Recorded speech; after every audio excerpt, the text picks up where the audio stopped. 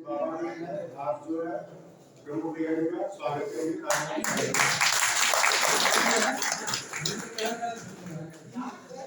हमारे वीडियो साहब प्रमुख का स्वागत करेंगे।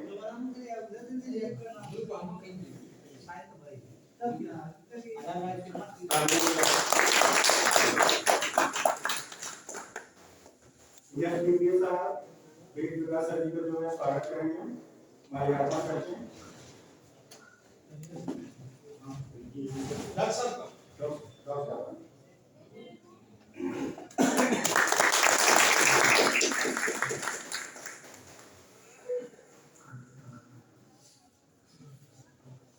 जय प्रकाश सिंह जी हमारे वीडियो साहब का माल्यार्पण करके स्वागत करेंगे।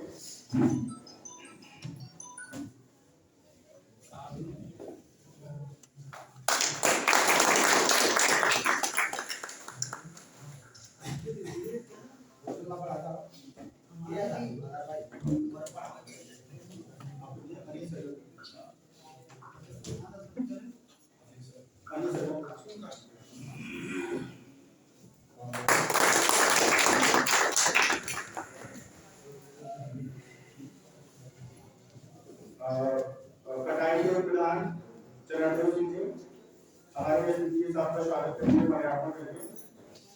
हमारे केवल किसान भाई तालियों के साथ स्वागत कीजिए।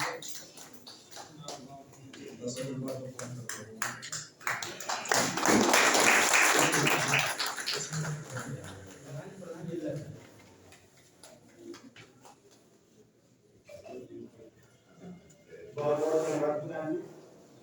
मैं अपने प्रिय सर वेद प्रकाश सर बोलने के लिए मैं चिप माइट की बात कर रहा था दोस्तों, फिर आपको अपने विषय पर ले चलता हूँ।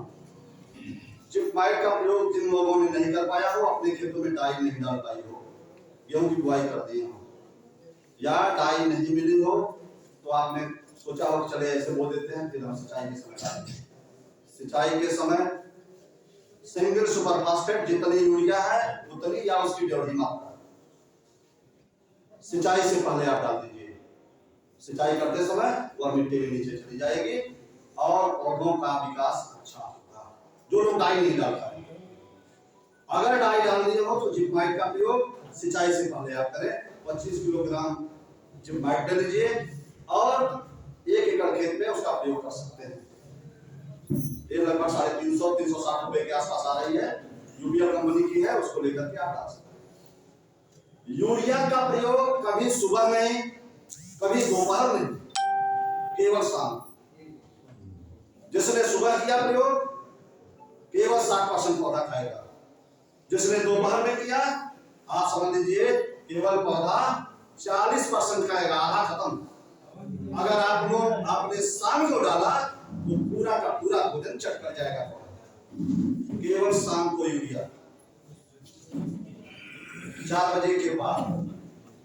यूरिया का प्रयोग तब करें खेत में जब नमी हो। खेत में नमी तब रहेगी सिंचाई के बाद। खेतों में जाएं, पैरों में कीचड़ न लगे लेकिन पैर धंसे, नमी रहे, तो आप ये जानिए कि आपको लाभ मिलेगा उसका। और शाम के समय यूरिया की अगर आपने ट्रांसलेशन कर दिया तो नीम कोटेड यूरिया आ रही है, वह यूरिया मिट्टी में समाहित, पौधे में समाहित हो जाएगी और वह रिस करके 27 दिन तक मिलती रहेगी। अगर आपने दोपहर में डाल दिया तो आधी हो जाएगी। समझ रहे हैं? यूरिया कब? केवल शाम। दूसरी चीज यह है कि गेहूं के खेत में अगर सीड्रिल से बुआई नहीं किए हैं तो आपके खेत में पौधे के गिरने का अंदेशा रहेगा और पहला पानी जो जितना कम डालेगा उसका उत्पादन उतना बढ़ के मिलेगा। पहला पानी कम तब दे पाएंगे जब आप छोटी छोटी क्यारी बनाए हो, बरहा। जिसके खेत में जितना ज्यादा बरहा उसका उत्पादन उतना ज्यादा, जिसके खेत में एक भी बरहा नहीं उसका उत्पादन सबसे ज्यादा कम। उसका कारण है अगर बरहा आप बना देंगे तो ट्यूबवेल की बटन या इंजन स्टार्ट करने के बाद खेत में ही आप खड़े रहेंगे, क्योंकि बरही खोलेंगे तभी दूसरी क्यारी में जाएगा। और अगर आप बार ही नहीं बनाया है तो ट्यूबवेल स्टार्ट करके आप चट्टी पर चले जाएंगे पकौड़ी खाने, पानी चलता रहेगा और वो मनमाना हो जाएगा। और इतना मनमाना हो जाएगा दोस्तों, जैसे आप कोई काम लेकर के कहीं जाइए किसी प्लेटफॉर्म पर, काम न हो तो आप नाराज होते हैं, तो नाराज होने का क्रम कैसा होता है, लाल पीले होते हैं। उसी तरह से जब पौधे को पानी ज्यादा मिल जाता है तो पौधा कैसा हो जाता है, लाल पीला हो जाता है, वह नाराज होता है, वह भी अपनी नाराजगी लाल पीला होकर के ही बताता है। तो मित्रों, पानी उसको वास्तविक तब दे पाएंगे जब क्याली कटेगी, बरही बनेगी। और दूसरी चीज, अगर चिड़वा की थोड़ा सा व्यतिक्रम हमारा तकरीर में है, नहीं चलिए, जो दिसंबर तक बुआई की जा रही है उसको 6 पानी चाहिए। अगर इससे कम देंगे तो उत्पादन कम मिलेगा। खेत गेहूं का कभी सूखने न पाए, दबने न पड़े। अगर आपने वह खेत, अभी मैं बताऊं, एक गिलास भाई इसमें गीली मिट्टी डाल दीजिए, अभी गीली मिट्टी ले आइए, इसमें अंदर डाल दीजिए, आप देखेंगे कि वह गीली मिट्टी उसी तरह से जमी रहेगी। अभी एक सूखी मिट्टी को इसमें डाल दीजिए तो पूरा पानी गंदा कर देगा, भूल जाएगा। इसका मतलब सब रवा हट गया। जैसे ही खेत की मिट्टी गेहूं के सूख जाएगी, पानी देंगे तो मिट्टी जड़ को छोड़ देगी, हवा बहेगी, गिर जाएगा। अगर नमी पर ही आपने पुनः पानी डाल दिया तो उस खेत का गेहूं हवा बहे, आंधी बहेगी तब गिरेगा, हवा बहे तो नहीं गिरेगा। यानी नमी का क्रम टूटना नहीं चाहिए। नमी का क्रम तब नहीं टूटेगा जब हर 20वें दिन पानी डालेंगे, तब उत्पादन कितना मिलेगा। जहां 8 कुंटल दिखाते हैं हार्वेस्टर से काट के, तब 15 कुंटल, क्योंकि बिना पानी ही ऐसा तत्व है जो 94% बीज का या फसल का भाग बनाता है। पानी की मात्रा सबसे ज्यादा होती है पौधे में, 94%, और 54% के आसपास आप समझिए कार्बनिक तत्व का मात्रा होता है, उससे पानी मिल करके तब पौधा रचना करता है। तो पानी जितना अधिक रहेगा उत्पादन उतना मिलेगा। अगर आप एक पानी देंगे तो 8 कुंटल भी नहीं मिलेगा, तो आपको निर्धारित करना, पानी का क्रम कम होना चाहिए। अगर फसल डूब गई, लेकिन मजबूरी है, अगर नहर वाला क्षेत्र है तो बगल वाला सोचता है कि बगली वाले के पानी न मिला, हमने खेत में घुटना बराबर पानी पड़ेगा। अगर फसल डूब जाएगी तो क्या होगा, तालाब में अगर मुझे डुबो देंगे तो मेरी क्या हालत होगी, मैं जिंदा रहूंगा, मर जाएगा। उसी तरह से अगर पौधा डूब गया तो क्या होगा, सूख जाएगा, पीला हो जाएगा, सुधरने में उसको 15 दिन लग जाएंगे मित्रों, उकट जाएगा। तो इस तरह की बातें हैं। हल्का पानी, माँ जानती है कि एक शिशु बच्चे को कैसे दूध पिलाया जाता है, गिलास या बोतल से नहीं पानी पिलाती है माँ, चम्मच से पिलाती है। जैसे जैसे बड़ा होता है तो गिलास, लोटा, बोतल सबसे पीना शुरू कर देता है, समझ रहे हैं। तो मित्रों, इस तरह से पानी देने का क्रम है। क्या सर अभी चलेगा कार्यक्रम या थर्ड वे में हो गया?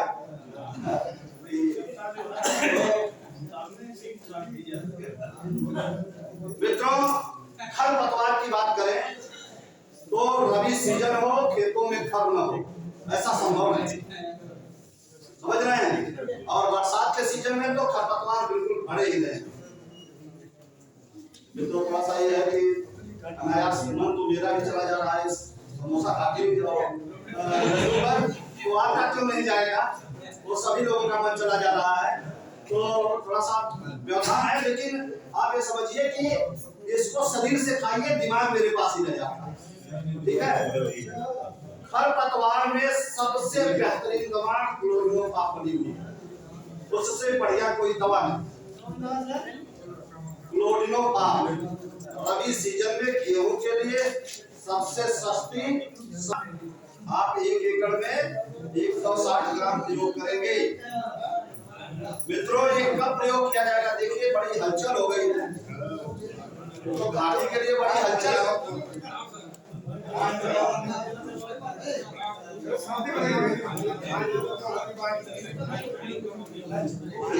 उपलब्ध है, इस समय है तो मैं करती हूँ।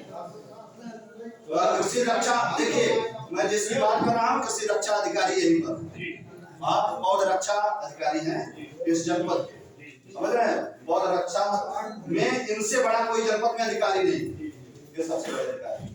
तो अभी ये अपनी बात रखेंगे ही, ठीक है, ये आप बताएंगे ही, मैं इनका विषय नहीं टच करना चाहता, लेकिन जी चने के देखिए चने के खेत में अगर घास है तो कौन सी घास है? कौन सी घास है? मकोइचा। मकोइचा अगर 4 पत्ती से ज्यादा की है तब तो उसके लिए बड़ी सख्त दवा डालनी पड़ेगी, और उसका नाम है, जानते हैं, नाबुल। नाबुल बहुत अच्छी मेट्रियोजिन 20 ग्राम प्रति एकड़ के हिसाब से डाला जाता है। नहीं जलने का डर रहेगा ना, इसको बुआई के समय अगर आप डाल देते हैं, समझ रहे हैं, तो बिल्कुल कोई खरपतवार उगेगा ही।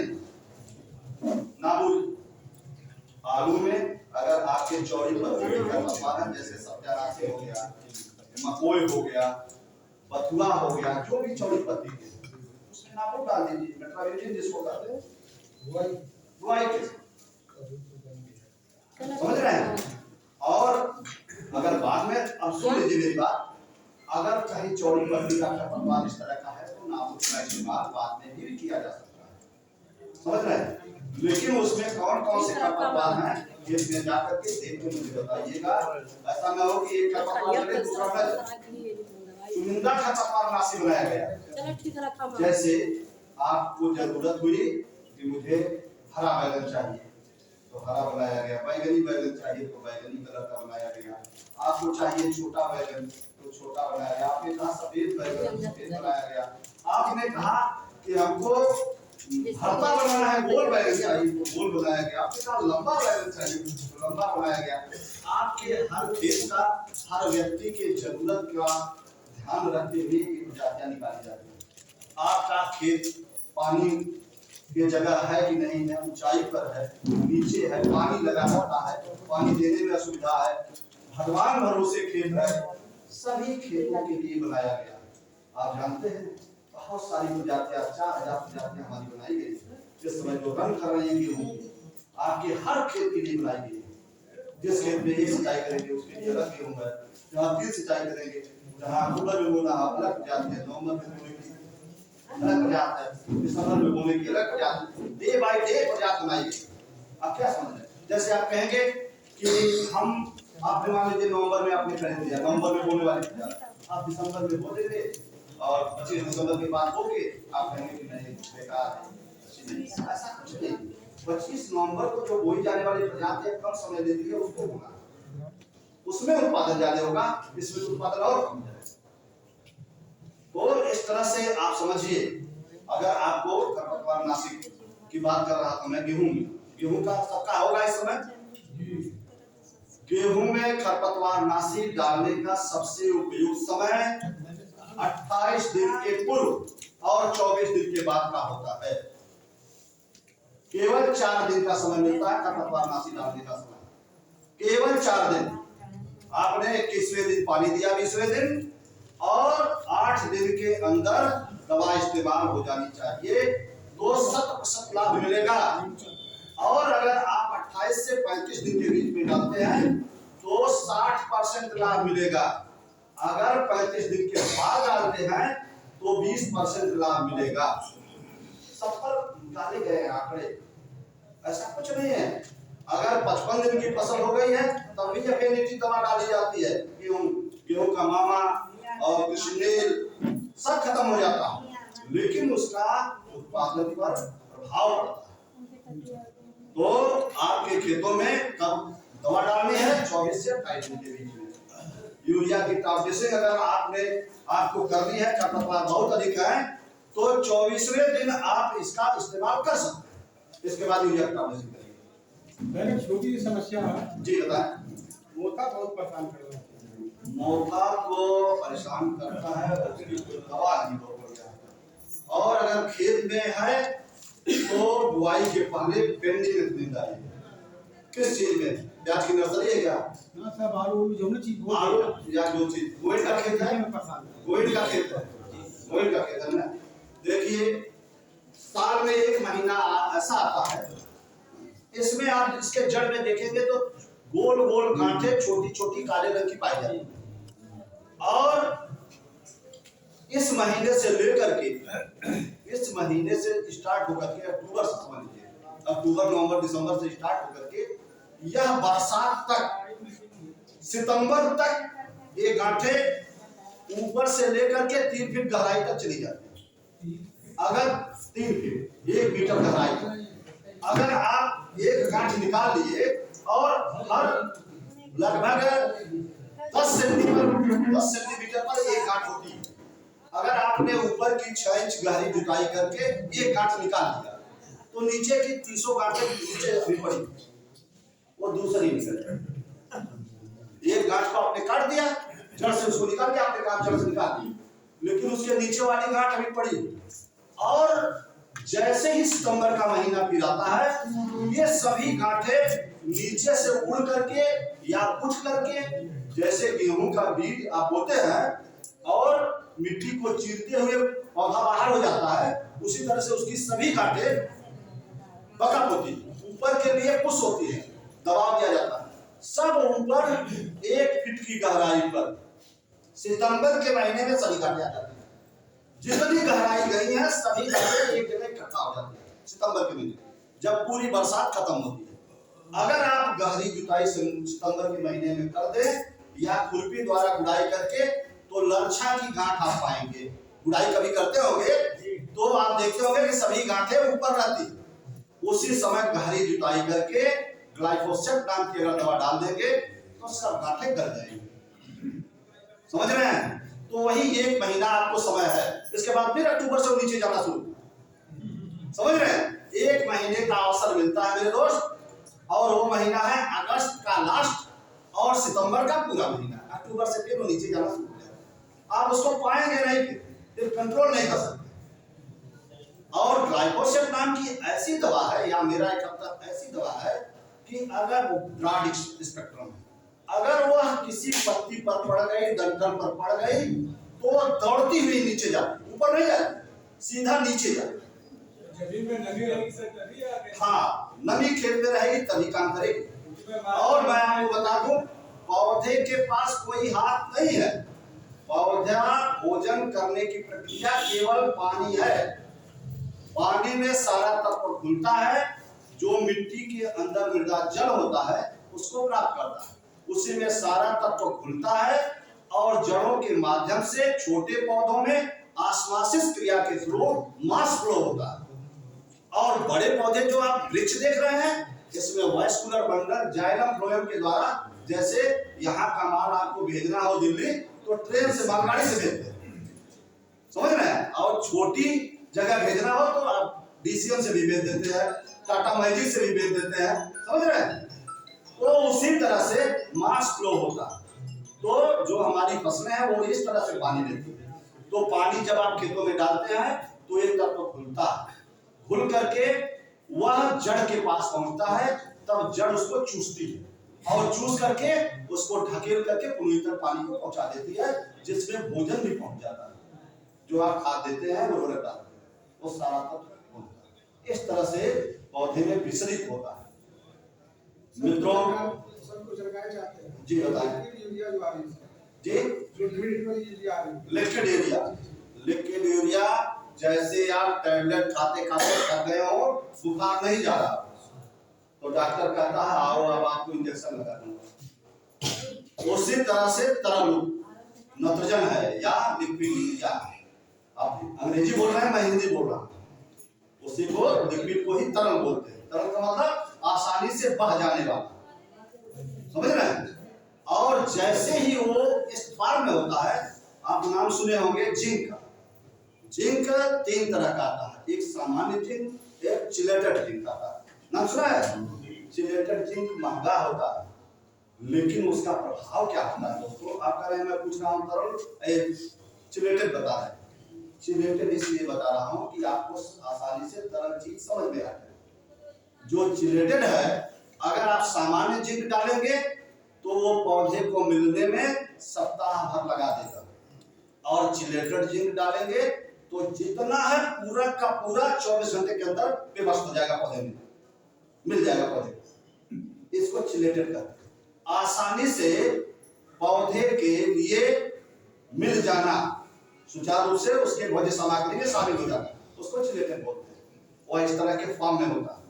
उसी तरह से मेरे दोस्त, जो तरल नत्रजन है, यह पौधे के चाहे पत्ती पर पड़ेगा, चाहे डंठल पर पड़ेगा, चाहे फल पर पड़े, चाहे फूल पर पड़े, चाहे मिट्टी के पास जड़ के भाग के पास पड़े। जो जड़ें होती हैं, जो भोजन लेने की जड़ें होती हैं, वह मिट्टी के ऊपर तैरती रहती है। ये नीचे वाली जड़ तो केवल मेरे पैरों की तरह, जैसे मैं पैर पर खड़ा हूं, उसी तरह से वो खड़ा रहने का काम करती है, वो भोजन लेने का काम नहीं करती। जो पतली पतली जड़ें सफेद होती है वही करती है। तो तरल नत्रजन वह काम करता है, जैसे ही घोल करके आप डालते हैं खेतों में, पौधे पर जैसे ही पड़ता है तो पौधा लहलहा जाता है। आप समझ लीजिए कि आपने नत्रजन की बरसात कर दिया, यूरिया की बरसात कर दिया। जैसे आपने यूरिया खेत में नहीं डाला है, अगर बरसात हो जाती है तो खेत हरा भरा या चारों तरफ हरियाली दिखती है। क्यों?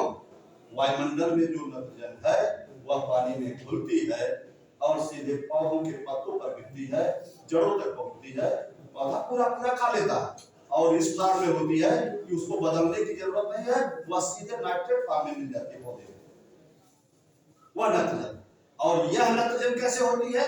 इसको नाइट्राइट में टूटना होता है, तब नाइट्रेट में टूट करके तब पौधे को निकलता है। इसके लिए 2 बैक्टीरिया मिलते हैं, तब जाकर के होता है। ठीक है? तो अब कार्यक्रम, तो मित्रों, इस तरह से आपका शंका समाधान हुआ। सर, 1 बीघे में कितना छिड़काव करना चाहिए? आधा किलोग्राम 500 ग्राम की बोतल खड़ी फसल में, पहली बार नहीं, दूसरी बार। पहली बार तरल नत्रजन नहीं, बेसल डोज देना है नहीं। अब मेरी बात समझिए, घी में 4 रोटी की ताकत है। मान लीजिए 1 चम्मच घी में मैं कह रहा हूं 4 रोटी की ताकत है, लेकिन सबसे पहले तो आपका 4 रोटी से पेट भरा रहे, तब न घी ऊपर से काम करेगा। तरल नत्रजन केवल आधा लीटर है, लेकिन पौधे को भोजन के रूप में उसको संतोष होने के लिए 20 किलो यूरिया पहले आपको डालनी पड़ेगी, पहली खुराक। दूसरी बार आप प्रयोग करेगा, पहली बार नहीं। दूसरी बार छिड़काव जी, तरल नत्रजन अगर पहली बार करना होगा तो खेत में गोबर की खाद पड़ी रहनी चाहिए या नाटक कंपोस्ट, तब आप डालिएगा पहली बार, तब वो काम करेगा, क्योंकि उससे उसकी प्रतिपूर्ति हो जाएगा। ठीक है मित्रों, आप लोग बड़ा शकुन बना करके मेरी बात को सुने, और कुछ व्यवधान के कारण जो आपकी जिज्ञासाएं हैं, क्या अभी कहीं और हिंदी में पहले बोल देता हूँ। 94 54 76 11 54 दोहरा देता हूँ, 94 54 76 11 54 54। अंग्रेजी में बोल देता हूँ 9454 761154। अब 3 बार बताने पर भी नहीं आप लोग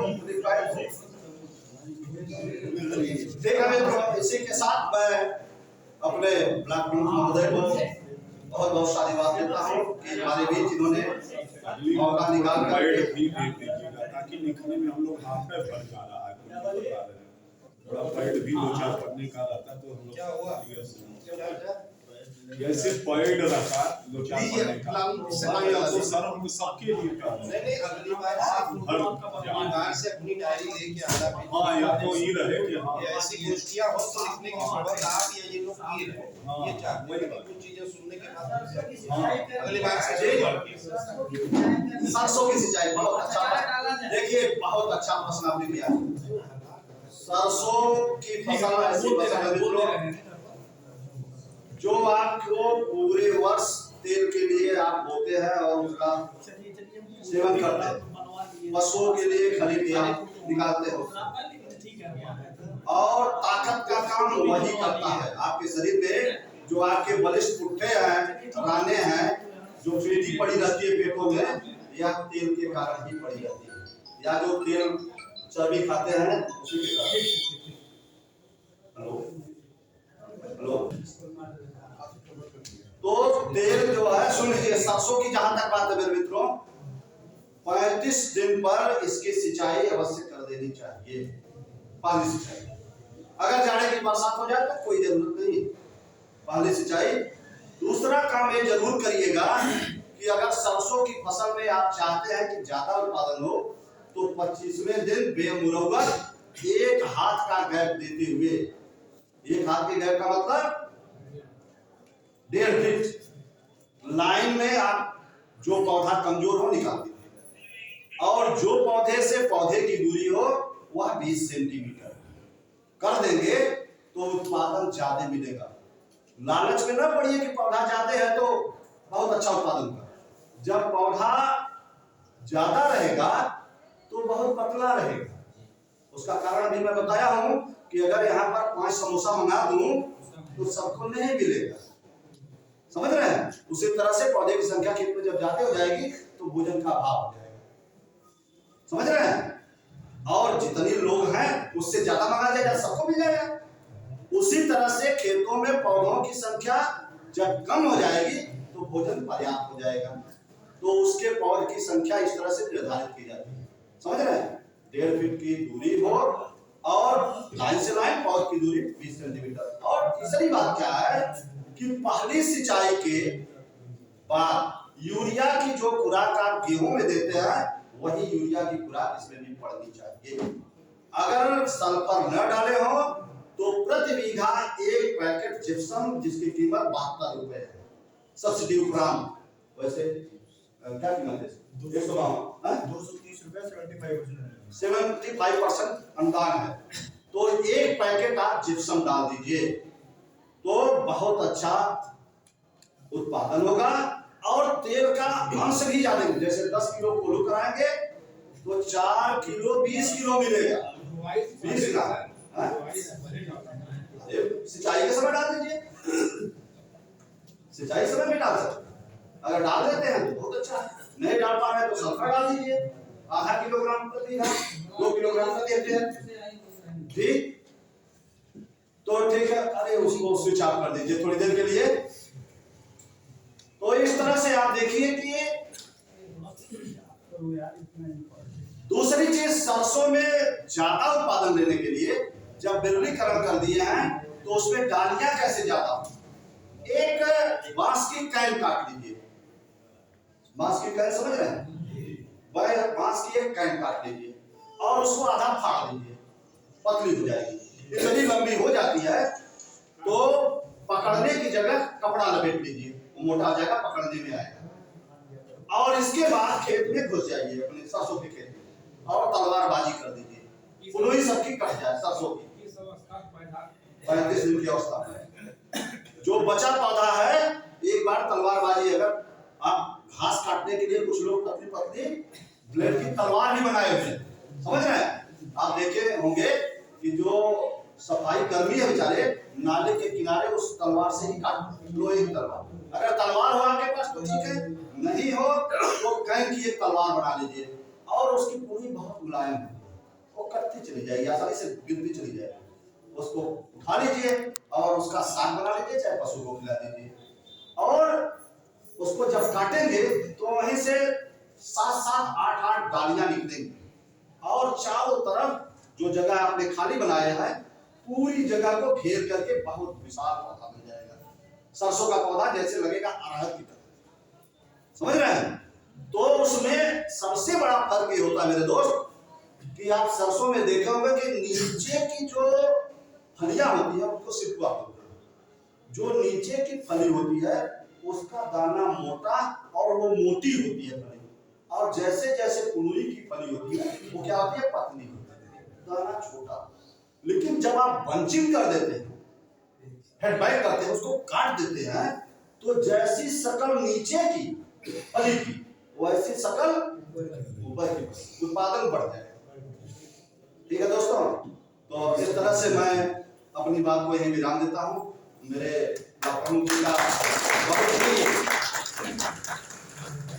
जो समय मूल्यवान है, तो मैं अपनी बात को अब यही विराम देते हुए आप सभी लोगों को साधुवाद देता हूँ और ये अवसर निकाल करके आप आए, आपको मैं साधुवाद देता हूँ।